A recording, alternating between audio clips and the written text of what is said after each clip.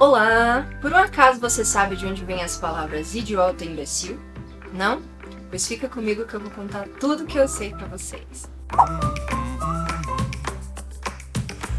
Você provavelmente já xingou alguém ou de idiota, ou de imbecil, ou de débil mental, e não se preocupa que eu não vou tentar te converter de não usar essas palavras. Mas eu quero te contar o contexto histórico, de onde elas vêm, como elas surgiram e como chegaram até a conotação de insulto que elas têm hoje. E quem sabe estimular em você um uso consciente, talvez você pensar em usar outros adjetivos, porque você já vai saber de onde vêm essas palavras. Na medicina existe um negócio chamado oligofrenia, que é como se fosse uma classificação de déficit de inteligência, baseado no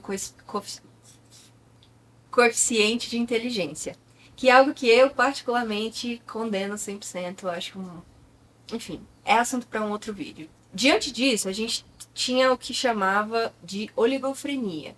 Lembrando que nada disso que eu vou falar hoje é usado na medicina mais, está totalmente em desuso por conta da conotação que essas palavras tiveram ao longo da história. Então, tudo que eu falar aqui não se aplica mais à medicina atual, tá? O QI de uma pessoa normal, entre aspas, ele vai de 91 até 110. A maioria da população tem o QI entre 91 e 110. Então, as pessoas classificadas dentro da oligofrenia, elas estão abaixo de 90 pontos em seu coeficiente de inteligência. A classificação de pessoas com maior déficit de inteligência, ou seja, com maior debilidade, com uma debilidade mais severa, era a pessoa que tinha o que eles chamavam de idiotia. Era o idiota. E essa pessoa, depois dos testes que eles faziam, que avaliavam principalmente coordenação motora e algumas coisas da fala, algumas habilidades da fala, tinha a idade mental, que eles estipulavam lá, até 2 anos de idade. No nível intermediário, nós tínhamos o imbecil, que era a pessoa que, após os testes, era classificada como uma idade mental entre 2 e 7 anos de idade.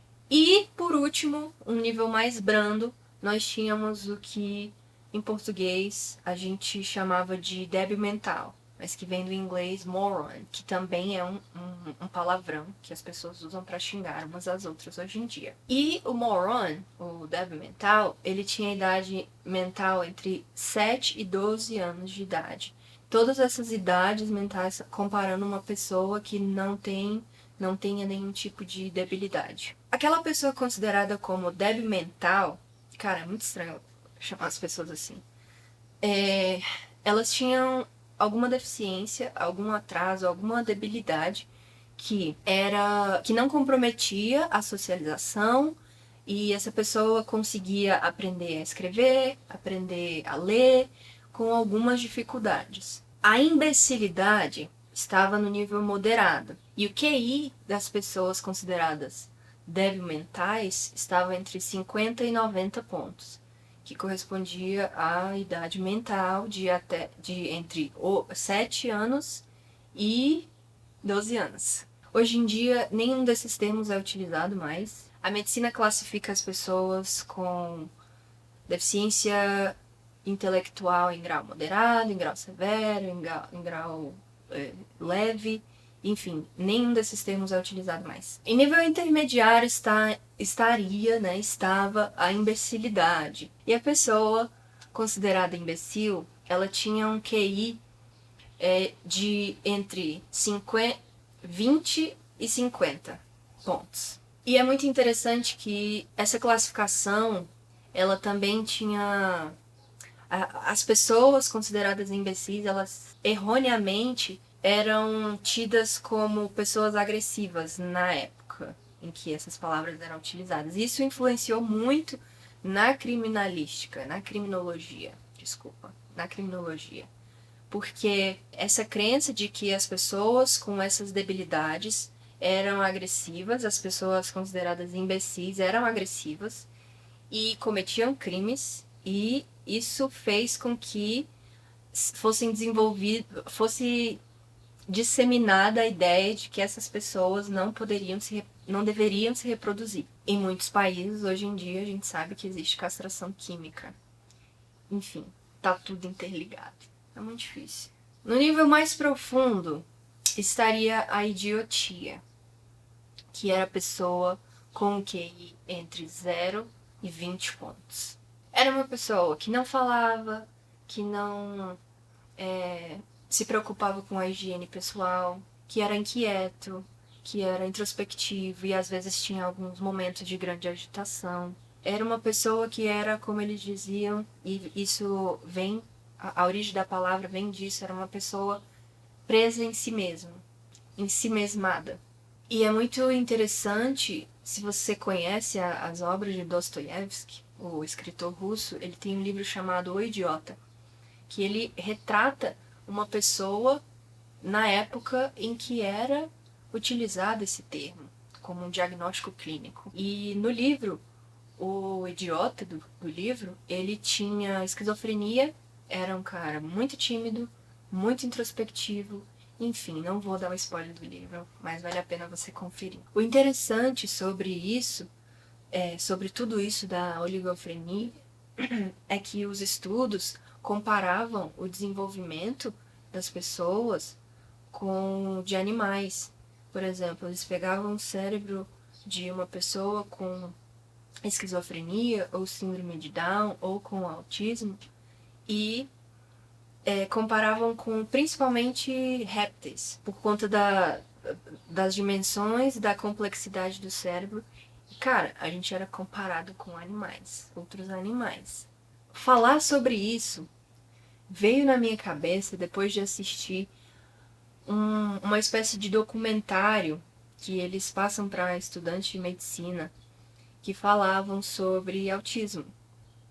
Antigamente, até não muito tempo, nós éramos deixados em hospitais psiquiátricos para melhorar. Lembrando, mais uma vez, que o autismo não é uma doença, a gente não precisa ser curado, a gente não vai melhorar, a gente consegue desenvolver técnicas para melhorar a nossa qualidade de vida, enfim, mas o autismo em si ele não desaparece, ele não vai embora. A gente sempre vai ter traços, a gente sempre vai ter as nossas características que fazem parte de quem a gente é. E nesse documentário eu fiquei muito assustada, sabe? Porque apareciam pessoas autistas, pessoas com síndrome de Down, pessoas com esquizofrenia, pessoas com epilepsia. Eu fiquei muito triste quando eu assisti esse documentário, porque eles classificavam as pessoas com algum transtorno, com alguma deficiência, nessas 3 categorias. E os testes que eles faziam eram ridículos, sabe? Eram bonequinhos com formas humanas, e eram bonequinhos que os membros, cabeça, pernas, saíam. Era como se fosse um quebra-cabeça. E aí tinha umas 6 peças. Eles colocavam na mesa e falavam para pessoa que estava sendo avaliada resolver montar. E os que montavam mais rápido, e tudo era avaliado com o tempo que levava para montar completo. E aí alguns montavam rápido, outros demoravam mais um pouco, outros não conseguiam entender as instruções. Cara, eles classificavam as pessoas a partir disso. E isso era inteligência. Só que aí vem a minha crítica, né? A inteligência, ela vai muito além da verbalidade. Isso também é a minha opinião. Ela vai muito além do que você consegue fazer ou não com as suas mãos, com o seu corpo. Existem pessoas que não falam entre nós e que têm uma inteligência absurda, uma compreensão do mundo, uma visão de mundo que é inacreditável para muitos. E tudo isso diz o quanto nós, seres humanos, e principalmente os seres humanos neurotípicos, eles tentam nos classificar, nos limitando, nos prendendo, nos querendo nos educar para que a gente seja mais e mais parecidos com eles, com as limitações que eles têm, com a visão de mundo que eles têm. E eu acho isso de uma violência tão grande, tão imensa. E eu fico sempre que eu paro pra pensar assim, em quem eu sou, eu me pergunto como seria a minha vida se eu tivesse nascido do jeito que eu nasci, em outro tempo, há 50, 20, 30 anos atrás. Que tipo de vida eu estaria levando, sabe? E é um pouco assustador, porque eu acredito que eu não teria desenvolvido a grande maioria das coisas que eu desenvolvi.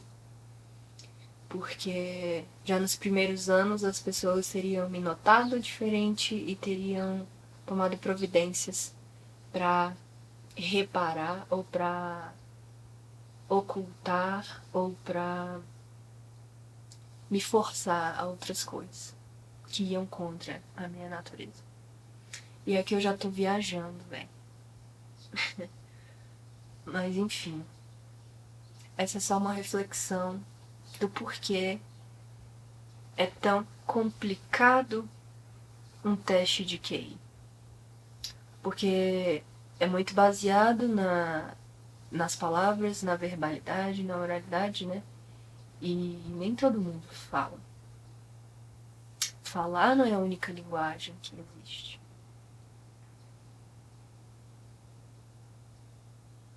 Se você gostou desse vídeo, curta, se inscreva no canal, mande uma mensagem lá no Instagram pra me dizer o que achou. Comente aqui também, vamos compartilhar as nossas impressões e vai ser um prazer receber você.